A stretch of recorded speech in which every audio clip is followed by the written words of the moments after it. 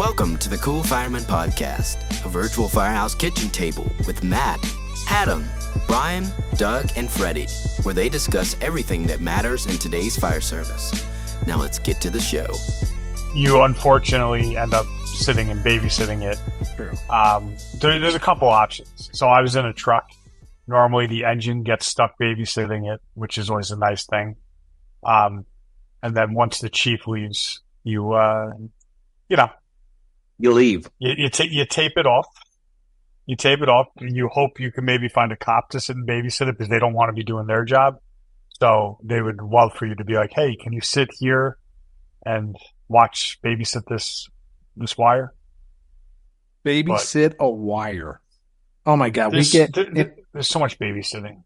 In our town, we get these transformers and they'll like kind of just spit off a little bit of moisture when it's raining and people think that they're on fire, and it's like, yeah,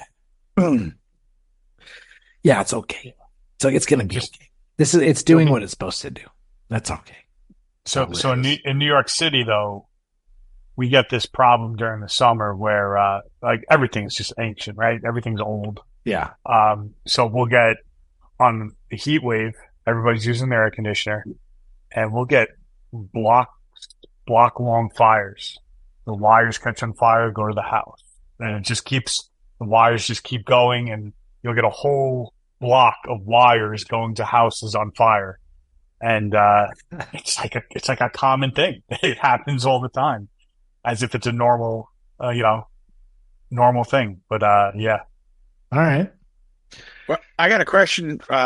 What city or bureau were you at? Whatever. I was on the FDNY and I was in Queens. So, my question is for you: how do I get on the cherry picker? That job. What do you got to do? I saw there's a picture of a cherry picker, and he's pumping air into, I guess, sewer area, whatever. They got like cherry trees where they like pick cherries. What are you talking about? I don't know if I can pull it up. What are you talking about? Say that one more time. I love it. Adam's on ChatGPT right now looking up cherry pickers. We haven't even done the intro to the show. Don't worry about that. Okay. It's hard with the light. But that's a cherry picker. It's an FDNY cherry picker. He's pumping air somewhere. Pumping air. Looks like a Plymouth. Can you just text me that picture? Better yet, for the people that are going to watch this, can we share the screen for the crying out loud? We've got technology. I need to know. I need to know what we're looking at. Plant Ops. No. Plant Ops PO 31. Yeah, that's a nothing. Nothing good. You're dead to me. I just think it's so unique and so cool of FDNY. They have all these extra unique trucks that you do not see. Yeah. Everybody's got engines, ladders. That's a civilian job. Okay. What you're seeing there is a civilian job. I don't know if it's pumping air into anything or if that's just the Niederman, sucking the exhaust out. Okay. But Plant Ops is like civilian. It's communications. It's the, dispatchers, that kind of stuff. So that probably repairs the pull boxes, and Adam says sign me up. Still. You're in. Sign me up. If you're willing to take a civilian job with the FDNY, you're hired. I can tell everybody I'm part of the FDNY. Hell yeah. So you get a shirt, it'll say FDNY on it. Sweet. I want a job shirt that says FDNY. Yeah, hell yeah.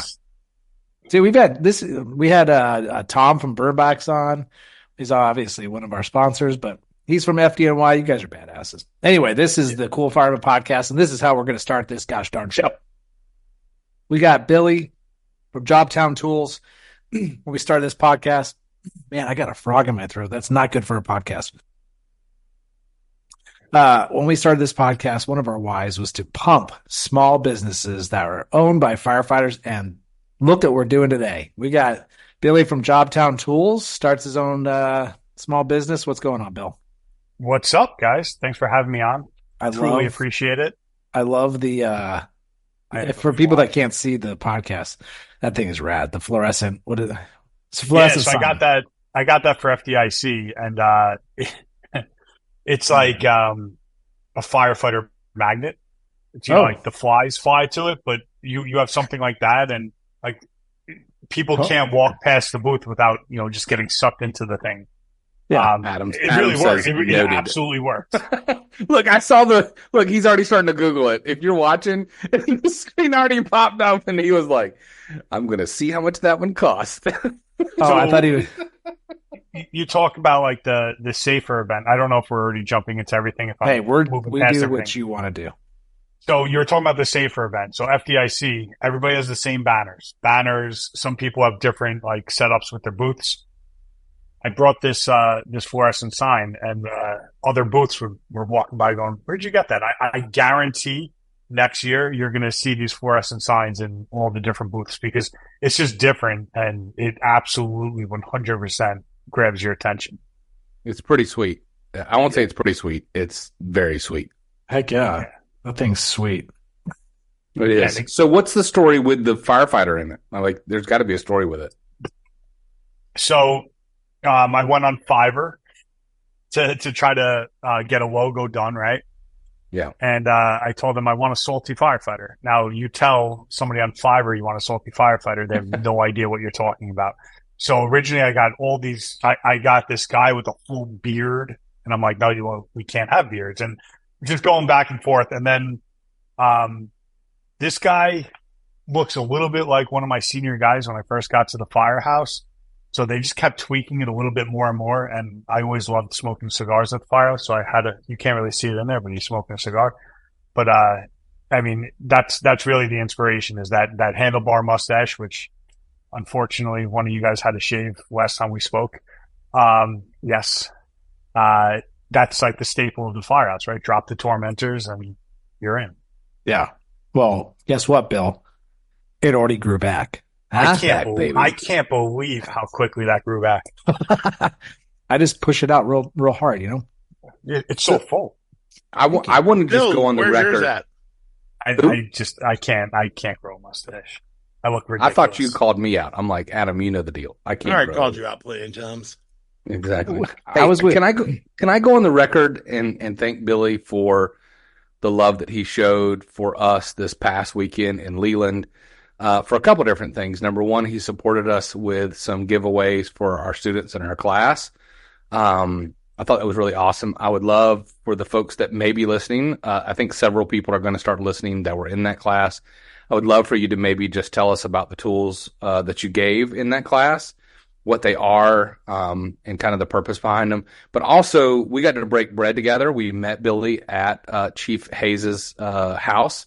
Adam, unfortunately, wasn't able to be there. He had to go ahead and cut back out. But Matt and I got to have dinner with Billy, and as well as some other people that were there at Chief Hayes's house. And I just wanted to say thank you for coming up. We had planned to do this in person, but man, we were all just beat. And so virtual is just as good, but more importantly, we got to spend time with you, and that was pretty awesome.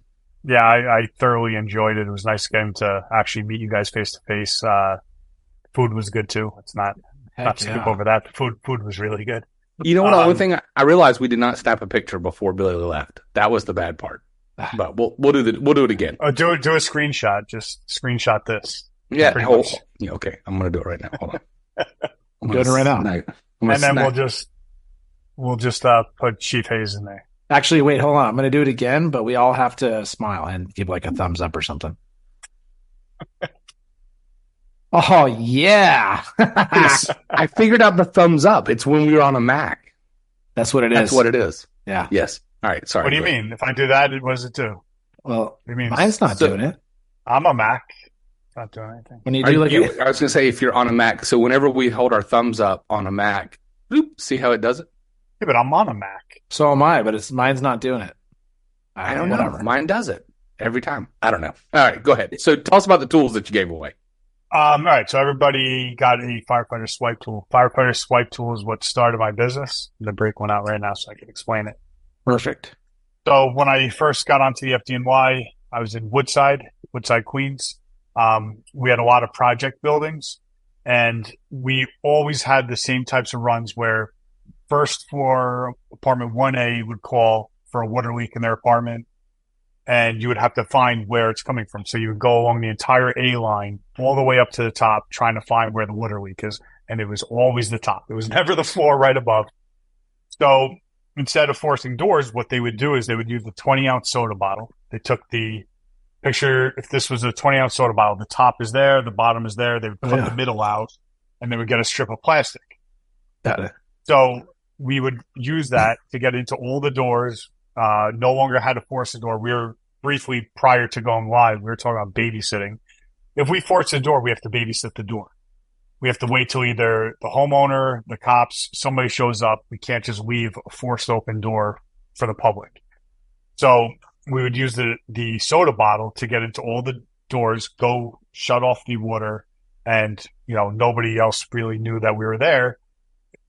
We would just take care of the situation and be done.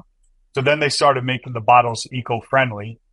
The thin plastic no longer worked because it was all like 20% of what it used to be.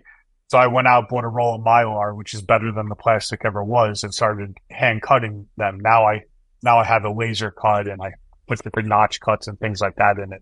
But it's just like super smooth, gets around the door really easy. It's for all inward swinging doors. So every residential door that swings inward, if they don't throw the deadbolt, which, believe it or not, a lot of people, if not most people, don't lock their deadbolts when they leave. When they're home, they lock the deadbolt and, you know, go to bed. When they're leaving, they don't bother taking their keys out of their pocket and locking that deadbolt. They lock the knob and they pull the door shut. Or if you're like myself, I bought one of the electronic ones because I posted a video when I first started the business of me using this tool on my front door. And my wife was like, "You think that's a good idea? Do you think you made a good decision showing the entire world that you can get in through our front door by using your tool?" And then, you know, that was what you call a what is that when you said that's something behavior, not a learned behavior, it's a changed behavior or something like that. Yes. So I bought the electronic deadbolt now, and every time I leave the house, it automatically locks. And I'm the first 100 people to buy his things were criminals. Yeah, it just wasn't a good plan to show everybody. But I want to show how easily it works because it literally works that easy. I mean, it's stupid how easy it works. But yeah, that's what everybody got at your class. They all got a swipe tool so that they could get in, you know, on various types of runs. So like I get these comments on. I'm trying to be as gentle as I can when I talk about certain things, but get a lot of hard chargers out there that think they force every single lock door they encounter. You know, I'll get comments, Halligan is better. Yeah, obviously the Halligan's better. Like nobody would ever deny that. My irons guy hates me when I break that thing out. But right. The reality is we don't just force every locked door we encounter. We'll try to find a window. I'll Proby, go get a ladder, right? Proby throws the ladder up, forces the little hasps on the window and goes in that way. Or you can use something like this, get in a couple seconds, and then lock it up like you were never there. I'm semi-rambling, but we had this one run for smoke on the 5th floor, right? We get to the apartment door, and it was food. You smelt the food. You knew what it was. It's the same type of run we get all the time. Banging on the door, nobody's answering. I use the swipe tool. I get in. There's the guy passed out drunk on the couch. You know, his steak that he was cooking on the griddle in his kitchen is completely charred to nothing. Banked down. I mean, like completely banked down apartment. So I open up the window to the kitchen, take his food, put it in the sink, turn the sink on, and air it out. The guy's still passed out drunk. We don't even bother waking him up. Shut the door and leave. He never knew we were there. That's the amazing thing about it is you just take care of what needs to be taken care of. You don't need to break anything. They don't need to file any sort of reports for damaged property or anything like that. And the guy got a nice nap out of it, you know? That's pretty wild. I love the property conservation piece of that tool. Yeah, I mean, grandma falls behind the door. Do we need to force grandma's door? Let's be real. Right. Like if it was my parents or my grandparents, and you know, the deadbolt wasn't locked and she fell and they forced the door, and you know, she's in the hospital now having to worry about hiring a contractor because it's just stupid. Like let's start treating people with respect and their property with respect. The volunteer world this is huge because you usually volunteer where you live. Right. You don't need to break your neighbor's door because they forgot to put a battery in their smoke alarm. I mean, 95 to 99% of the calls we get, I don't want to say are nonsense because nothing is nonsense, but they're not where I need to bust down the door and get in there and save someone's life. That's that 1%. Yeah. So this tool, in my opinion, is for the 90 to 95%. So two questions that I have kind of segue off of that is what's the price of a unit like this, and are you able to use them again, or are they one and done? No, they last. Unfortunately, it's a horrible marketing thing that I do where my tools just keep lasting. I have an unlimited supply of this, right? And I had the same one in my bunker gear for 3 years, and I obviously am going to use it more than anybody. And I had the same one in my gear for 3 years, but it lasts. It just keeps going. It's like I said, it's not the best plan when it comes to a business, but that's not what I started this for. And it's $15. Well, there's $15 and there's 1.2 million firefighters in the country that need it, so let's get them all one. Yeah, get them all one. And there's constant turnover. I actually a department in South Carolina just called me today to issue forcible entry wedges. I also make forcible entry wedges. And he was explaining to me that they have big turnover with that. And, with members, they get 4 new members a month. And he's like, we'll keep buying more as we get more people in. And so what's the price point on something, on a tool like that? I mean, it's $15, $15.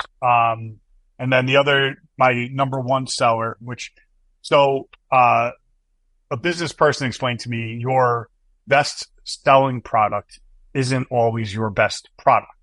Now, I take pride in everything I do. The swipe tool is my best product because most doors that you're trying to get into swing inwards. Firefighters love my fire pick because it's shiny metal. So this is for all outward swinging doors, all your commercial doors, basically if you're in Florida, a lot of those South Florida residential doors have to swing outwards for hurricane code. So any outward swinging door, that's what the fire pick is for. This is by far my number one seller. And I sell the 2 of them in a kit, and it's $40 for the kit. Comes in a marine grade canvas bag. Sorry, the lighting here isn't phenomenal, but for $40, you have 2 tools to help you get indoors that you will absolutely 100% use. Yeah. I think that's pretty awesome. Yeah, So I love it. I have utilized both of them to success multiple times. Who is that? He's talking on a CB radio. You got to say over. Hey, Freddy has joined us. What's up, Fred? Over. What's happening? Just got done with a storm call in. How's that burning wire? Is that wire out yet? Nope, and it's going to burn until DTE, which is the energy company around here, decides to de-energize it and then cut the 8-inch diameter branch that's hanging on the 3 primaries. So who has in your department, and if you can't answer it, just say you can't answer it.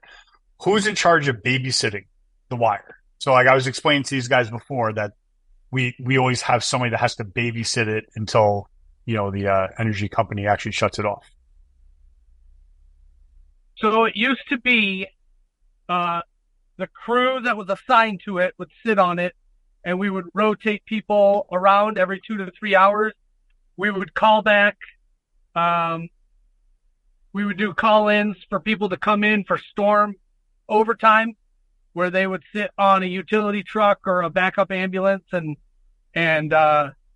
give the guys who are on duty, they're there for 24 hours. Now they got to go sit on wires at 2 a.m. So a lot of times we'll hire back some overtime for that, which is what I went in for tonight. But now we have a new policy that we actually kind of, I don't want to say cleared with DTE, but we kind of confirmed it with them, was as long as there is no immediate threat to structure or life and all pertaining residents or occupants have been notified of the hazard and told to steer clear, and we tape it, then we can clear the scene. Yeah, we every now and then we would have different rules for different storms. We would similar situation if we knew a big storm was coming in, they'd have guys on overtime basically in like quick response vehicles to basically do that kind of stuff. And then if it was severe enough, it would be similar situation where you would kind of get cleared to leave. Yeah. So tonight I was on an F450 pickup truck that we call a Utility 2. And my whole job was to, when there's calls holding, was to head out, put eyes on it, tape it off if necessary. If there needs to be a crew to sit on it, then relay that information to the battalion chief. He would send a crew. I would move on, and basically I'm kind of like the little sprinter or whatever. Go look at every call that we have and figure out which ones need to be babysat and which ones are just kind of, tape it and bounce type situation. But sounds amazing. It definitely helps with the prioritization of calls. Yes. Well, it also helps. It helps with DTE also, because we have an app with the power company here that we can input what we see, pictures, and a description of each incident with an address, and then they'll go through and prioritize that and send crews to the more specific ones. But that kind of doesn't have anything to do with JobTown Tools, and they're amazing. It's all good. Fred, devices. I swear this feels like Freddy in the field. Like, I love it. Hey, this is. I wish it was live. I know this is like ABC 7 News, and we're gonna put it out to Freddy in the field, and he's like live fire rescue right here. Yeah, or like the news van when it's driving down the street with just the windshield wipers on. Yeah, I wish we had that view of him. But he's outside. Storm Freddy reporting. Yeah, the storm. Jim Cantora. Yeah, Jim Cantora with palm leaves flying behind me. Yes. I'm out here in the field. It's crazy. We have fire coming from the wires. Oh shit! Good job, Freddy. You're my hero tonight for sure. Thank you for your service. Yes, thank you for your service. Yeah. So, I have no clue what you've talked about, but I will say one of the things that I really love that you have is that billy goat wedge that you can use with the fire pick to kind of give yourself a little bit more of a gap. I've actually used that at the academy. Mine's all marred up and I love it, but I use it at the academy when we're teaching forcible entry, because they're trying to get the adds part or the forks of that Halligan in there, and you got somebody just hammering away with the flathead axe or a sledgehammer or something. And I'm like, Wait, everybody pause, put this wedge in there. Look what just happened. We just absolutely opened up ourselves a way bigger space to work here, and it was relatively low effort to do it. Yeah. It's also metal and shiny. Oh, and I love that it has, look at it. I love that it has the shiny things. You can marry it on the pick or the spike or whatever you're going to call it. That has with the bungee cord that comes with it. I'm a huge JobTown Tools fan. Let's be serious here. We got a nerd alert. Yeah, no, a lot of thought went into this wedge. In general, everything that I create, you want to make something that's better than anything that exists, right? So I told you, I bought the Mylar. Mylar was better than the plastic's ever been. The fire pick that I have made, if you buy like a shove knife, the shove knife doesn't have a wedged end to go behind latch plate covers. And then the shove knives are usually made out of some cheap steel that really snaps after a couple uses. So I made this out of the same stuff that's in your car suspension. It's spring steel, 301 full hard stainless steel. So then when it came to the wedge, there was already a couple wedges on the market. None had this notch cut, which is meant to sit on top of a door hinge. So normally you put your wood chock in the door, someone bumps the door, it falls to the ground. You could put this right on top of the door hinge. You could bang into the door all day. It's never going to fall off. That's the point of it. But I also made it out of 7075 aluminum, which is aircraft aluminum. It's the same aluminum that's used in landing gear on airplanes. It's just stronger. It's meant for more repetitive abuse, where everybody else uses 6061, which is just general purpose aluminum. I'm really geeking out with the word. But the point is, I tried to make everything better than whatever existed before. So what was the number of the aluminum? This is 7075. Okay. So 60... nobody uses it because it takes longer to cut because it's a harder metal. So nobody uses it because it takes up machine time and everything like that. God dang. Because, like I've always learned our ladders are made of 6061 T6 aluminum alloy. So it's like, yeah, this is twice the shear strength, twice. And Freddy was nerding out. Hey, watch it. Watch it, boy. Yeah. No, we always talk about that because, it's part of like probation. I heard a really good comeback. I think it was today for when somebody calls you a nerd and you just say, I think you mispronounced, I'm more intelligent than you are. That's pretty good. I like it. Brian's not amused. Why are you not amused, Brian? I'm not. I'm just that was not. funny. Because on these types of podcasts, it has nothing to do with like paper clips, spreadsheets, or anything like that. So, I love it. I cannot bring anything intellectually speaking to it. Mr. Fire Marshal over here, yeah. Fire Marshal Bill, let me show you something. No, I do appreciate it. In fact, I love the property conservation piece of this. I really do. I'm very interested in the property conservation piece, like a whole lot of it. Did you know that property loss? Did you know that this beer can is flammable? Yes, I do. Do you know the melting temperature of aluminum? Okay, it's 1400 degrees. Move along. There's your nerd alert for the Fire Marshal. Hey, we got one from him. But seriously, so I got a question. Yeah. Sorry, go ahead, Brian. Well, I was just going to say, going back to Billy, instead of us trying to one-up each other on nerd alerts with fire service stuff, the JobTown tool piece of this, let's talk about your service at FDNY. I think people should know your story for the credibility. We've said that, but I really want to know your story piece. We heard about it on the live, but for our listeners who weren't on the live, I think we owe that to them. Okay. So I started off as a volunteer firefighter on Long Island in a town called Massapequa. That's what started it. I was 20 years old, and I knew nothing about the fire service. It was actually my sister-in-law's boyfriend was a volunteer, and I thought it was cool. He's got lights on his car. I'm like, this could be fun. So I went down to my local firehouse, signed up, and became a volunteer fireman, and I loved it. And Massapequa was one of the busier departments on Long Island for volunteer service. So I got to see some cool stuff. And one of the guys told me, like, oh, well, why don't you take the FDNY test? It's coming up in, a year or whatever it was. And I'm like, wait, like you can get paid to do this? And then 9/11 happened. I was a volunteer at the time. 9/11 happened, and really, I'm like, this is what I want to do.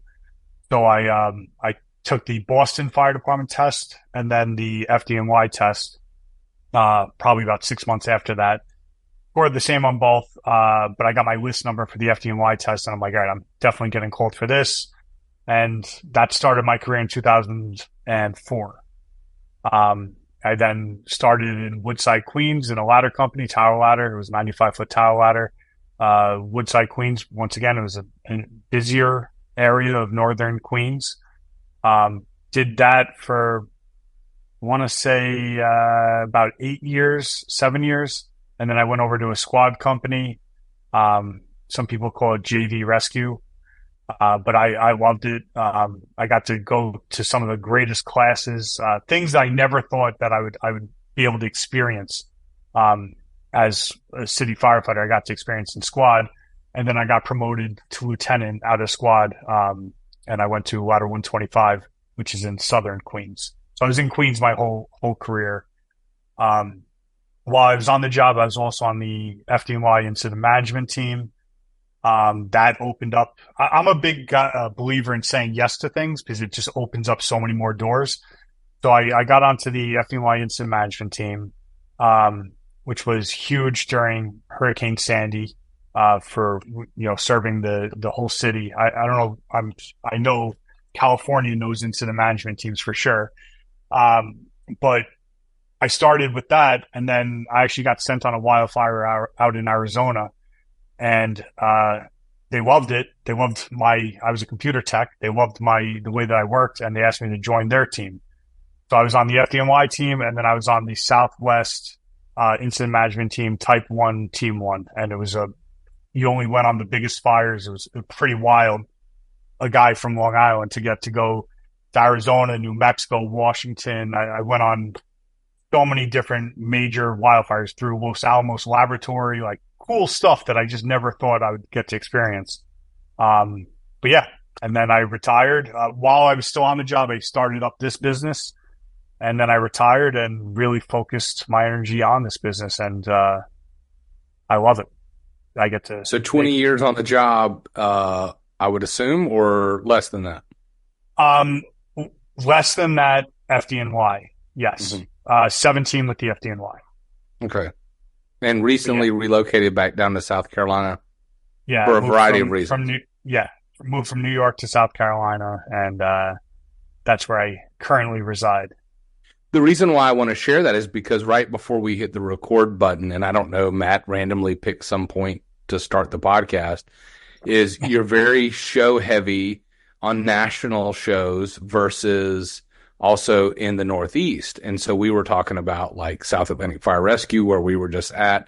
I know we had talked about getting you hooked up with Adam when he does the Virginia show, if that's available, things like that. So if people are interested in you attending, what's one of the ways that they can reach out to you, especially if they're close by in the South Carolina, North Carolina area? Well, my phone number is on the website, but the easiest way to reach me is info@JobTownTools.com. I get all the emails. I'm one of those guys that's always looking at my phone for new emails, and I answer them. I answer all of them, and relatively quick. I do a ton of different benefits for different departments. I get emails all the time, that they're having a charity where we send out different door prizes and things like that. But I want to start getting more involved in some of the Southern shows because I've done FDIC every year. I do Nassau Coliseum, which is up in New York every year. Did the Wildwood, New Jersey. So I want to try to get these ones down here, which I don't really know them yet, but I've heard of Safer, and you just told me about the Virginia Beach one. For sure. All right, who else has got some more questions? Hey, I want to hear about your IFAC. Why? So you have the, forcible entry stuff and property conservation stuff, and then you went in a different direction. Was that because you had kind of a passion for it, or how did that come? So I'm one of those firefighters that absolutely hate doing EMS, right? And the reason I hate it is because I don't feel I'm great at it, right? I feel like I'm a good firefighter. I know what to do, but I don't feel like I'm great at EMS. And I know that every time I work, like there's guys that are really good at it. So I just never really had that passion, but I understand the need for different things. For example, driving with my kids going to a Mets game and get flagged down for a car accident on Southern State Parkway. Car skid off the road, went through a light post, and I have my kids in my car. I pull over to go help. The guy was fine. He just asked me to talk to the state troopers to explain where he was. He was kind of out of it. But I got back to the car, and I'm like, what would I have done if he's bleeding? If he's bleeding heavily, we're all going to do the right thing. We're going to stop the bleed. But I really don't want someone else's blood on me unless I'm like trying to save their life, right? So I'm like, I got to start carrying something that helps with that. So that was just planted the seed. And then about a month later, another car accident that I saw, And then the final one was 2 FDICs ago. Me and the boys were going out to dinner afterwards, and we're at a red light. Car goes through a red light right into the traffic pole. Everybody pulls over. We get the guy out of the car. He's clearly overdosed on something. He's covered in powder. His car's still running, so we shut the car off. We get him out. He is completely blue, agonal breathing, and I would be lying. Nobody wanted to put their mouth on his, right? Like, I don't want to die. I don't want to die. So we're doing compressions, which we're supposed to do, right? So we're doing compressions. Nobody has gloves. Finally, a passerby has one of the face pieces. What are those called? The pocket face masks. Mm-hmm. So someone brings that over, and then a passerby also happened to have Narcan. So we administered the Narcan. First one really did nothing. Another passerby had Narcan. We gave him the second dose, and then he came to, and then the cops happened to be showing up right around the same time. But it really, I'm like, you know what? I got to do something with this, because every single car, because I wasn't even in my car, I was in my buddy's car. Every single car should have something to save someone's life if needed. So in my IFAC kit, which, let's see, I got one right here. In my IFAC kit, I have, CPR face shield. I have a tourniquet. You know how quickly you need it. If someone needs a tourniquet, you know how quickly you need to be able to get it. So I always have one in my car.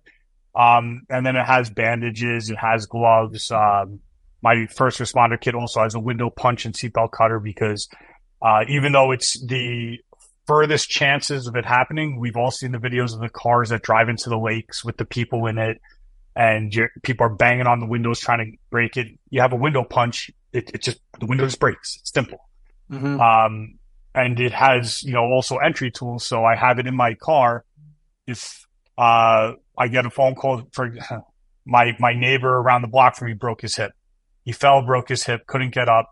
And my other neighbor knew I had this stuff, so called me up. We get over to the guy's house. I get in using these tools. Don't have to break his door. And it also has the EMS stuff in there just in case it's needed. But that's really what started the passion for making that product. All the products I make are because it's something that I encountered that I'm like, I want to do something with this. Oh yeah. So you got property. And then in New York, they pretty much give out Narcan to anybody. You just apply online. They'll send you a couple vials of Narcan.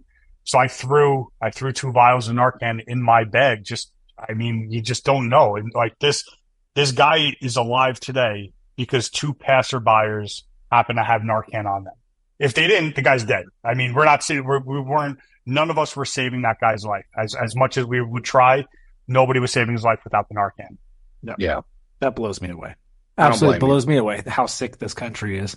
That there's 2 people that pass by that have Narcan. That's amazing. That's a good thing. But how crazy, stupid that, the epidemic of fentanyl and opiates are in this country. And we're not going to go on this rant, and I'm not going to go on a rant. But that guy insane. just knows how to party. That's all. It's crazy. It's so much more deep seated than any of us even know. It's sick. It's really sick. I see it in my job. We have drug rehab facilities all throughout a very affluent community where I work, and it's a revolving door. These poor people come in, they pay a shit ton of money, they do drugs again, they go out and they come back in. It's a revolving door of poo. They pay a lot of money, or their parents do, or somebody is, insurance, whatever it is. It's insane. But how crazy is it, the amount of Narcan uses that you've seen over the past, let's say 8 years compared to any time prior to that? Past 8 years, it's like, when I was on an engine company, it's like 25% of the runs we went on were to administer Narcan. Now, about 13 years ago, I worked in San Clemente, which is very close to the border of Mexico. So yes, we did get bad batches. In fact, we would know when there was a bad batch of opiates that came across the border, because all of a sudden, weirdly enough, we'd have multiple overdoses in the same month. Just one after another, and until we got to the dealer, because we always ran on the dealer too. And then he would spit at us and punch us for ruining his high, even though we just saved his damn life. Crazy. So I never encountered that. Like, I've always heard about it, and New York City has some rough people, and I've never encountered the extreme irate person. Now, like, sometimes they're almost like when a person gets a bad concussion and they're knocked down, they wake up and they have no idea what's going on around them. That happens. Yeah. But I haven't personally encountered the guy that's looking to fight. Other than one of my guys got bit. Oh yeah. All right, so I take that back. I did have one where he bit one of my guys, but other than that, it wasn't that common. Yeah. Now we have usually we have PD respond with us on these types of calls just because of the nature of it, and you're right though. A majority of the patients, they start breathing again, and I gotta be careful what I say. I'm not gonna, but anyway, I won't go there. I got you. We give them Narcan, and they come around, and so for the most part, it's a pleasant experience that they just are like, wow, I wasn't breathing, really? And then you say, what did you take? And they go, nothing. Nothing. Nothing. Oh, weird. You weren't breathing and your pupils were constricted. That's interesting. And as soon as we hit you with the Narcan, as soon as we hit you with the Narcan, you were all good all of a sudden. Yeah, that's weird. So anyways, dude, amazing job. JobTown Tools. Brian already mentioned it. I want to say thank you again. Billy came on to our live and gave a lot of money towards the Red Cross venture that we had. I had to shave my mustache and my hair because of Billy, I think. Sorry about that. Yeah, no, it's the okay. Window punch seatbelt cutter. I don't know what Freddy's showing that's the window punch seatbelt cutter that I sell. So it's a nice compact tool that's easy to carry. Yeah. So you got great stuff, and visit. What's the website again? The best website to JobTownTools.com. Cool. So everybody don't give any money to Jeff Bezos. Just go straight to JobTownTools.com. There you go. There you go. JobTownTools.com. We didn't do any of our housekeeping stuff, so I want to do it real quick, Brian and Unkie and Fred, if we can. So real quick, make sure to tell JobTown Tools that the Cool Fireman Podcast sent you. Yeah, exactly. Make sure you tell them you hope. Well, you know what? Why don't my computer's not on right now? How about can things pop up in this podcast?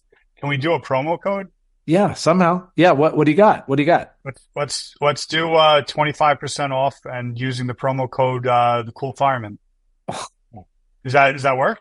Is that something will that appear here or further down somewhere? Yes, I can put that, and we'll push it. We'll schedule some social media posts, to listen to it for 25% off or whatever. All right, you heard it. Yeah, the Cool Fireman. That's what the Cool Fireman is. What the promo code will be. 25% off. Dude, that is amazing. All right, 25% off to people that listen to this podcast and that are going to put in the Cool Fireman as their promo code. Amazing. I do have a quick story. I gotta get through this because I don't know. I think it was August 18th. So it's been about 9 days since we got sent this message from DJ Watson. Hey guys, if y'all could keep the guys from Columbia, South Carolina fire in your prayers. We had a 2-alarm commercial fire last night, and we had 2 guys get caught in a collapse. They have pretty significant injuries, but expected to make a recovery. They have a long road ahead of them. So I want to make sure that on this podcast, Instagram and social media is tough, especially when you have a few different accounts that you don't see messages right away. So people that send us messages, please be patient with us. But I am seeing this now, and it's from DJ Watson, and I want to let him know that we are thinking about him, and we are thinking about the firefighters that got trapped and had injuries, and everybody on the scene that had to witness that in Columbia, South Carolina. So we are thinking about you. Thank the Lord that we're not doing a moment of silence for you, because that's what we're going to reserve for, our brothers and sisters that we lost over the past week or so. But we also want to do that because I'm sure that somewhere in this nation we've lost, 1 or 2, however many firefighters, brothers and sisters in the line of duty. So let's go ahead and do a quick moment of silence.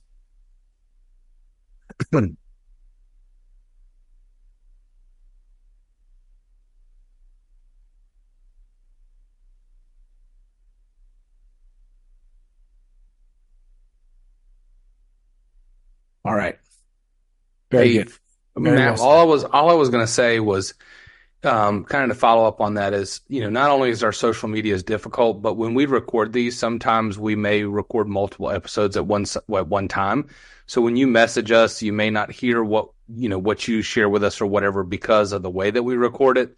But just know that we do get that information, we do hear it, and we do share it amongst the members of the podcast. Yes. So even if you're not hearing it, we are knowing it and we are doing it. And so even though we heard that, I think you and I talked about it as early as like last week. I mean, this has been several days. And so that comment, that concern has been in our thoughts and our prayers for several days. We're just now putting it out there for everybody. And I think you were in the room, Brian, when we were out in North Carolina, where I said, "Oh my gosh," and you're like, "What?" And I was like, "I just read this." I'm like, "Oh wait, this was like a week ago." So it hits you like a ton of bricks for a second, and then you realize it's been a week, and then you feel even worse. And so, but just exactly what Brian said. Like we do our best to try to hit everybody, and obviously when this podcast gets bigger, it's going to be even harder.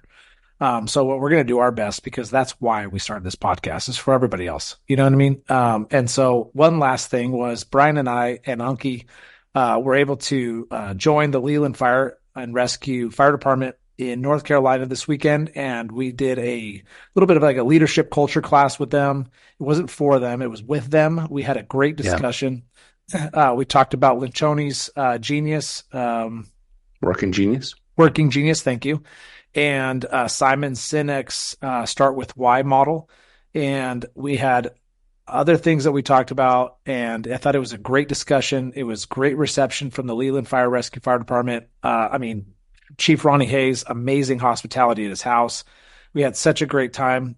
So I will say that, if you guys are in a fire department looking for some goofy guys to come out and have a discussion with your fire department, really about anything. That's why we started this podcast. Do we know a little bit about leadership and culture? Sure. But we have a whole bunch of, things in our belt. So anyways, I was just going to say, I think the biggest thing it was a discussion. We say that it was a class, but really what it was it was taking what information we've learned, putting it out there. It's like a buffet table, right? Freddy may want a salad. I want some chicken tenders and you want the meatloaf, right?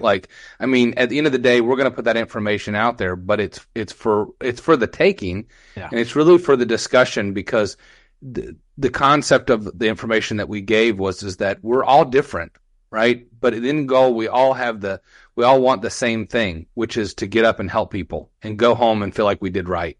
And how we reach that end goal is the information that we shared over those several hours. And I think that that's what helps guide us through this.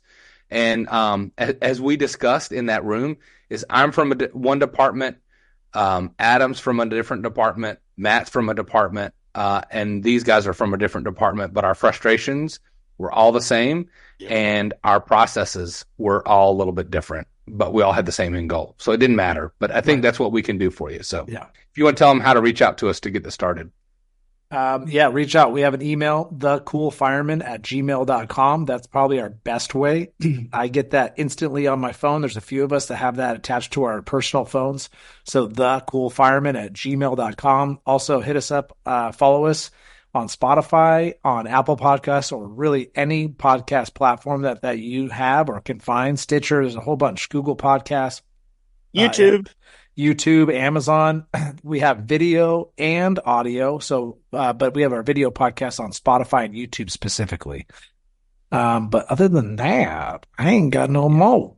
The only thing I wanted to share is we're all working out some other things with some other businesses for how to just grow us. And so if you're a firefighter-based business and you're interested in helping us grow our platform, but also grow your reach out to us at that same email address. Because we've had several people reach out to us independently and tell us how much they appreciate the conversation that we're having. And so we want to grow right along with you as you guys look to grow your brand and grow the conversation and be a part of something that's positive. We're not here to bash anybody, do anything. We're here to grow together. And so if you want to do that and be a part of that, reach out to us and we'll tell you how. Yeah. So look out for this week, for this month's burn box. The Cool Fireman Podcast is going to have an insert in there with a QR code straight to our podcast, along with East Coast Kelly's recipe of the month. You got a recipe again. Yeah. Sweet deal. And then don't forget, go to unkieseasoning.com, get your favorite seasonings all day long. I'm actually using it tonight in my carnitas, so you're going to be in my video that I post about an hour. Unkie. The attaboy. All right. Billy's got to do the outro. Yeah, you got to do the outro. You know what it is. I have no idea. Come on. What do we end it with? Roll it, Gigi. You just got to say, roll it, Gigi, in your best FDNY radio voice. Yeah. Roll it, Gigi. Roll it, Gigi. Before you leave, hit that subscribe button, turn on notifications, and give these firemen a huge thumbs up. Also, make sure you check out TheCoolFireman.com for more. Thanks!